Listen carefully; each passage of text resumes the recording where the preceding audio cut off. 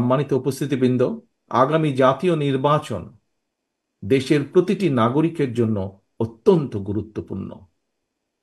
দেশে যাতে আর কোনোভাবেই আর কোনোদিন ফ্যাসিবাদ, উগ্রবাদ, চরমপন্থা মাথা চাড়া দিয়ে উঠতে না পারে, এই ব্যাপারে বিশেষ করে নারী সমাজকে অত্যন্ত সতর্ক এবং সজাগ থাকতে হবে। আমি দেশের গণতান্ত্রিক আমি জনগণকে আবারও আহ্বান জানিয়ে বলতে চাই, নারী পুরুষ শিশু ধর্ম বর্ণ নির্বিশেষে সবার জন্য শহীদদের কাঙ্ক্ষিত একটি ইনসাফ ভিত্তিক গণতান্ত্রিক নিরাপদ বাংলাদেশ প্রতিষ্ঠার মাধ্যমে শহীদদের আত্মত্যাগের প্রতি সম্মান জানানোর জন্য আমরা ঐক্যবদ্ধ থাকি। সবার জন্য একটি নিরাপদ, একটি গণতান্ত্রিক মানবিক বাংলাদেশ প্রতিষ্ঠার চলমান অভিযাত্রায় অতীতের মতো আগামী দিনেও আমরা আমাদের মা বোনদের সক্রিয় অংশগ্রহণ এবং সমর্থন আশা করি দৃঢ়ভাবে। যারা বিভিন্ন শ্রেণী পেশার নারী পুরুষ দেশ এবং জনগণের স্বার্থ রক্ষা করতে গিয়ে যারা শহীদ হয়েছেন, তাদের কাছে বাংলাদেশ আজ ঋণী। প্রিয় উপস্থিতিবৃন্দ, এবার তাদের প্রতি আমাদের ঋণ পরিশোধের পালা। এ ব্যাপারে কোনো কোনো বক্তা তার বক্তব্যে তুলে ধরেছেন যে ভবিষ্যৎ বাংলাদেশটি কেমন হলে আমরা আমাদের এই শহীদদের ঋণ কিছুটা হলেও পরিশোধ করতে পারবো ইনশাল্লাহ।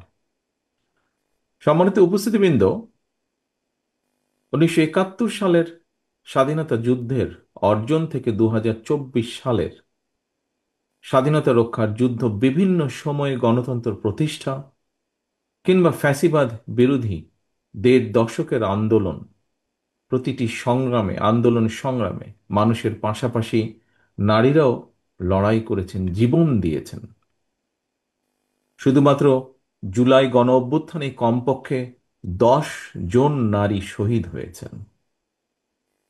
আমি ব্যক্তিগতভাবে বিশ্বাস করি, একজন নারী সংগ্রামী অবদানকে শুধুমাত্র হতাহতের সংখ্যা দিয়ে বিবেচনা করলে সেটি হবে নারীর আত্মত্যাগের প্রতি অবিচার। কারণ গণতন্ত্র প্রতিষ্ঠা কিংবা স্বাধীনতা রক্ষার আন্দোলনে কোনো সংসারের একমাত্র কার্যক্রম পুরুষ সদস্য হত হওয়ার পর পর একটি সংসারকে টেনে নিয়ে যাওয়ার ক্ষেত্রে একজন নারীর যে নিরন্তর প্রতিদিনের যে সংগ্রাম, এমন একজন সংগ্রামী নারীর কথা আজ এই মঞ্চেই আমরা শুনেছি, তাকে আমরা দেখেছি। এটি কিন্তু একজন নারীর জন্য অত্যন্ত কঠিন একটি লড়াই, জীবনের প্রতিটি বাঁকে। সম্মানিত মা এবং বোনেরা, স্বাধীনতার ঘোষক শহীদ রাষ্ট্রপতি জিয়াউর রহমান বাংলাদেশে প্রথমবারের মতন নারী উন্নয়নে পৃথক একটি নারী বিষয়ক মন্ত্রণালয় গঠন করেছিলেন, যা আজকে আমরা এখানে উপস্থাপিত যে ডকুমেন্টারিটি ছিল সেটিতে আমরা দেখেছি। Mother of democracy Begum Khaleda Zia দ্বাদশ শ্রেণী পর্যন্ত নারীদের বিনা বেতনে শিক্ষার সুযোগ চালু করেছিলেন। বিএনপি বিশ্বাস করে দেশের অর্ধেক সংখ্যক নারীকে রাষ্ট্র এবং রাজনীতির মূল ধারার বাইরে রেখে কখনোই আমরা নিরাপদ বাংলাদেশ গঠন করতে পারবো না, নিরাপদ বাংলাদেশ গঠন করা সম্ভব নয়। নারী শক্তিকে কর্ম পরিকল্পনার বাইরে রেখে কখনোই রাষ্ট্র, কোনো রাষ্ট্রই, শুধু বাংলাদেশ নয়, কোনো রাষ্ট্রই এগিয়ে যেতে পারে না। এবং সে কারণেই নারী শক্তিকে প্রাধান্য দিয়ে দেশের অর্ধেক সংখ্যক নারীদের নিরাপত্তা নিশ্চিত, তাদের আশা আকাঙ্ক্ষাকে ধারণ করে বিএনপি আগামী দিনের সকল কর্মপরিকল্পনাগুলোকে সাজিয়েছে বা গ্রহণ করছে। পরিবার হিসাবে যদি আমরা চিন্তা করি, তাহলে পরিবারের সংখ্যা প্রায় 4 কোটি। এর মধ্যে অর্থনৈতিকভাবে পিছিয়ে থাকা পরিবারগুলোর মধ্যে থেকে আমরা যেটা পরিকল্পনা করছি, যেটি আমরা প্ল্যান করছি সামনের দিনগুলোতে আমরা দের সুযোগ আসলে ইমপ্লিমেন্ট করা, যে প্রথম পর্যায়ে পরিবারগুলো যে আছে, এ থেকে প্রথম পর্যায়ে কমপক্ষে 50 লক্ষ প্রান্তিক পর্যায়ের যে পরিবার, তাদের কাছে আমরা ফ্যামিলি কার্ড চালু করব, চালুর পরিকল্পনা আমাদের রয়েছে। ইনশাল্লাহ আসন্ন নির্বাচনে বিএনপি জনগণের রায় রাষ্ট্র পরিচালনার সুযোগ পেলে পরিবারের নারী প্রধানের নামে কিন্তু আমরা এই ফ্যামিলি কার্ডটি আমরা ইস্যু করব। প্রান্তিক পরিবারগুলোকে প্রতি মাসে রাষ্ট্রীয়ভাবে আর্থিক অথবা প্রয়োজনীয় খাদ্য সহায়তা প্রদান করা হবে।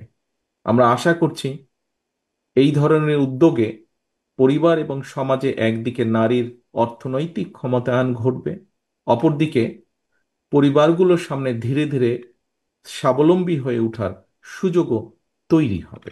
প্রিয় মা ও বোনেরা, বিগত 1.5 দশকেরও বেশি সময় ধরে ফ্যাসিবাদ বিরোধী আন্দোলনের সময় অনেক মা তার প্রিয় সন্তান হারিয়েছেন।